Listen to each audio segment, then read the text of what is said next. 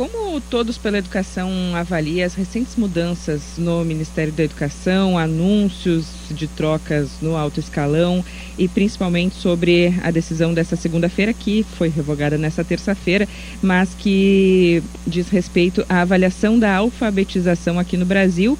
O governo que chegou a dizer que só faria uma nova avaliação a partir de 2021.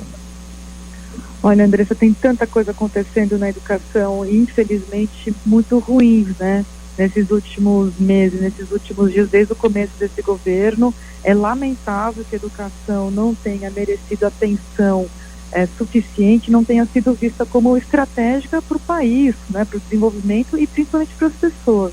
O que a gente tem visto é um ministro que claramente não tem o preparo nem para fazer a gestão, nem para formular políticas.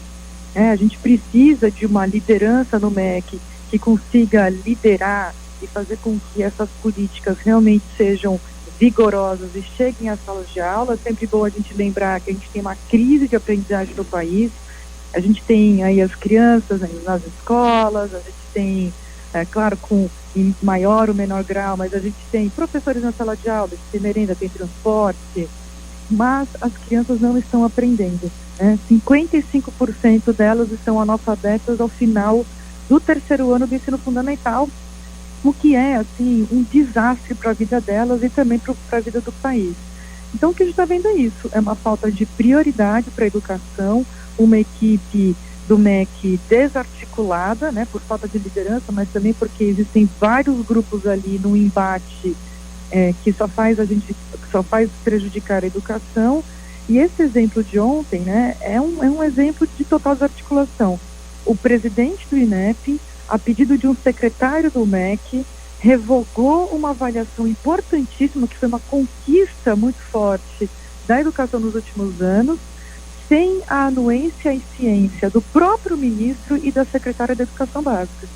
Isso redundou hoje na revogação da portaria, na demissão do presidente do INEP e na exoneração da secretária da Educação Básica.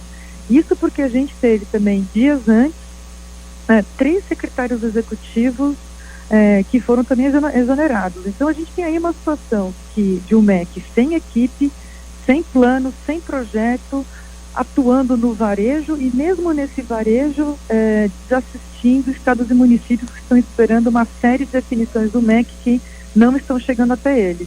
Bom, falando sobre a vida real, exatamente isso que a senhora cita agora, por onde que o governo deveria começar a mexer no MEC? Porque nós estamos fechando os 3 primeiros meses e até agora, pelo menos a público, não veio uma grande política, seja na parte da alfabetização, no ensino básico, no ensino fundamental.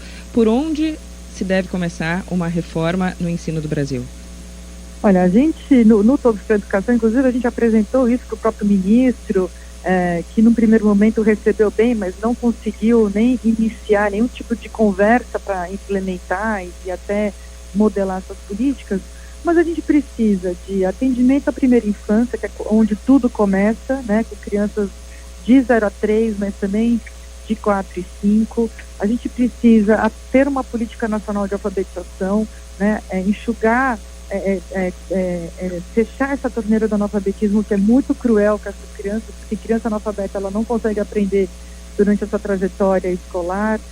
Tem que implementar a base nacional como curricular em todo o país, a base tem que chegar na sala de aula, tem que implementar a reforma do ensino médio. Hoje o ensino médio no Brasil é anacrônico, a gente tem conseguido índices muito baixos de aprendizagem.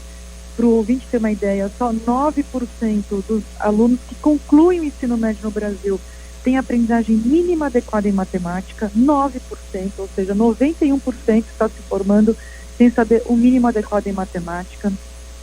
A gente precisa ter um sistema de financiamento mais redistributivo, dependendo de onde a criança nasce, o investimento é maior ou menor. Toda criança brasileira tem direito a ter um investimento mínimo. E eu digo até mais, quanto mais pobre a criança, maior tem que ser o investimento nela. A gente tem que inverter essa equação no Brasil. E, por fim, a gente precisa melhorar a gestão, a começar pelo próprio MEC. O MEC tem que melhorar a sua gestão, tem que ter um planejamento, tem que ter as políticas prioritárias, tem que saber implementar essas políticas, porque do jeito que está hoje, é isso que a gente vem vendo há tanto tempo. A educação não é prioritária, o tempo passa e a morte é lenta para essas crianças. Não é uma morte imediata, mas é uma morte lenta que está arrastando todo o país junto com isso. Sobre tantas trocas no alto escalão do Ministério da Educação, a senhora acredita que faltou convicção, faltou conhecimento sobre as pessoas que foram escolhidas e depois acabaram sendo trocadas? Olha, o que aconteceu foi que a gente, né, bom, esse governo escolheu um ministro que não era uma pessoa que estava no debate público sobre políticas públicas educacionais, né, ele é um intelectual, mas que nunca teve experiência em políticas públicas de educação, não tinha uma rede de pessoas para ter como sua equipe, vários grupos foram indicando pessoas, e isso foi compondo um mosaico de grupos não articulados dentro do MEC, que tem culminado nessa inoperância e também nessas quedas sucessivas, porque o que tem acontecido é essa briga entre esses grupos dentro do próprio Ministério. De novo, isso é fruto de uma falta de prioridade para a educação. Da mesma forma que a gente tem um ministro forte da economia, um ministro forte para a segurança pública, o Brasil também deveria dar a mesma atenção para a educação. Por que a gente tolera um ministro da educação que não é preparado para o cargo? A gente não toleraria a mesma situação para o ministro da economia. A gente também não deveria tolerar isso para a educação, porque a educação ela antecede a economia. A gente só vai conseguir ter emprego, renda, crescimento, distribuição de renda se a população estiver preparada. A gente vive na era do conhecimento, a gente já não está mais em outras épocas em que a força bruta explicava, ou os recursos naturais apenas explicavam a riqueza das nações. Hoje a gente vive a era do conhecimento. Um país que não investe em educação é um país fadado eternamente ao subdesenvolvimento. O movimento Todos pela Educação acompanha há muitos anos o tema aqui no Brasil. O que a ideologia, seja ideologia de gênero ou a própria manifestação de Olavo de Carvalho dentro do Ministério da Educação, no que isso pode ajudar o Brasil? Ajuda de alguma maneira ou realmente não é o tema prioritário, não é disso que a gente tem que tratar agora? Pois é, esse não é o tema prioritário. A gente tem questões muito mais urgentes e centrais. De novo, a gente tem uma crise de aprendizagem. A grande questão é que os alunos não estão aprendendo língua portuguesa, matemática, ciências. A gente não tem conseguido colocar o Brasil num padrão de comparação internacional na educação brasileira. Enquanto a gente fica achando que o problema da educação brasileira é a questão ideológica, é a questão de gênero, isso é bobagem. Nenhum país, vocês podem procurar, nenhum país conseguiu avançar em políticas públicas educacionais fazendo perseguição a professores, colocando o bode na sala, que é essas discussões sem sentido de ideologia de gênero, de que o problema é o kit gay. Isso nunca aconteceu no Brasil. O que a gente tem, sim, algumas questões pontuais, mas elas não são centrais.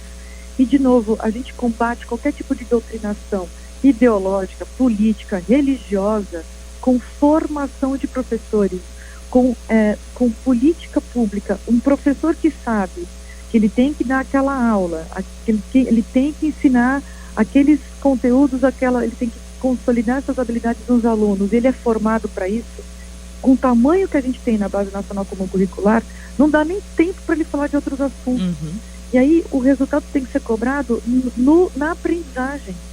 Um professor que também é cobrado pela aprendizagem dos seus alunos também vai deixar de fazer doutrinação. Então o caminho está errado, a gente tem que focar no crescimento da aprendizagem dos alunos no Brasil. Para encerrarmos, a gente ouve falar pouco e fala muito pouco com o ministro da Educação, porque ele não dá entrevista, ele veio a público nos últimos meses, apenas no episódio de Suzano.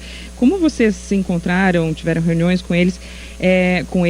Quais são as políticas, e ele apresentou algum prazo para acontecer alguma coisa na área da educação do Brasil, pelo menos para Todos pela Educação? Não, nada, assim, nenhum tipo de plano muito claro, falou de forma vaga a questão da alfabetização, mas, de novo, assim, o foco é a alfabetização, que é talvez a área mais anunciada por essa pasta até então. Uhum. Mas aí quiseram revogar a própria avaliação da alfabetização, a linha de base para a gente depois poder avaliar qualquer intervenção desse governo. Mesma coisa, um governo que está querendo impor uma metodologia única todos os estudiosos de política pública educacional sabem que a gente tem que ter uma multiplicidade de métodos. Um método único não dá conta de garantir. As escolas particulares de elite no país, os professores, alfabetizadores, eles dominam uma diversidade de metodologias. A gente não pode impor uma metodologia única, né? E Brasília, e principalmente assim, Brasília não pode impor metodologia, né? O MEC não pode impor metodologia. Metodologia é algo que tem que ser trabalhado nas redes, pelas secretarias estaduais e municipais, nas escolas, com os professores. Isso não pode ser imposto por um governo central.